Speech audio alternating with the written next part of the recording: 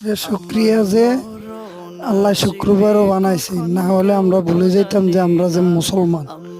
রোজা এলে আমরা নামাজ কালাম নিয়ে ব্যস্ত থাকি, রোজা গেলে দেখেন মুসল্লির জন্য মসজিদ কিভাবে হাহাকার লাগি থাকে।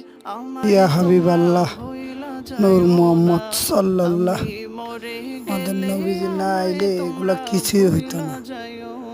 সব দুনিয়াতে ভেদাভেদে থাকলো, নইলে মুসলমান কে হিন্দু কে।